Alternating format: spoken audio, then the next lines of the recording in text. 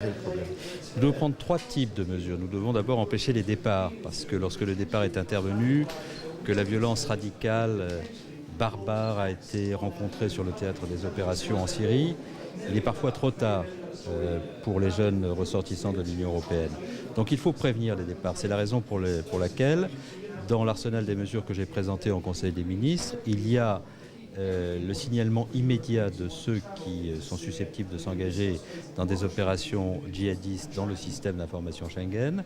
Il y a leur inscription au fichier des personnes recherchées, parce que cette inscription au fichier des personnes recherchées, le signalement dans le système d'information Schengen, permet à l'ensemble des pays de l'Union européenne de coopérer, de collaborer en partageant l'information pour empêcher ces départs. Et je prendrai d'ailleurs des dispositions législatives pour que ce qui est possible sans évolution législative pour les mineurs, le soit aussi pour les majeurs. Il faut prévenir les départs absolument. Ensuite, il faut être d'une grande fermeté à l'égard de tous ceux qui, sur le territoire national, s'engagent dans des opérations djihadistes de recrutement ou d'organisation de la violence. C'est la raison pour laquelle j'ai indiqué que nous procéderions à l'expulsion de tous les étrangers qui sont convaincus d'avoir sur le territoire national contribué à l'organisation d'opérations terroristes ou de recrutement de djihadistes. Il faut par ailleurs, et c'est le deuxième axe des mesures que nous proposons, démanteler les filières.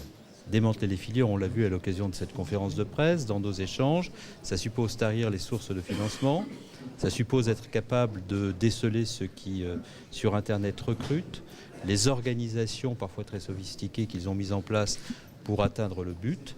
Et cela suppose que nous donnions à nos services de renseignement les moyens d'intervenir et d'être efficaces. C'est ce que nous ferons en complétant par des évolutions législatives l'arsenal des dispositifs dont nous disposons déjà. Ça suppose aussi que nos services de renseignement coopèrent et collaborent entre eux. Enfin, troisièmement, il faut prévenir.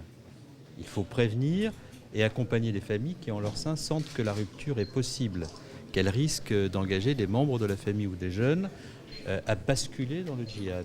Et c'est la raison pour laquelle nous avons mis en place cette plateforme au ministère de l'Intérieur qui permet, soit par le truchement d'Internet, soit par la mobilisation d'un numéro vert, d'alerter.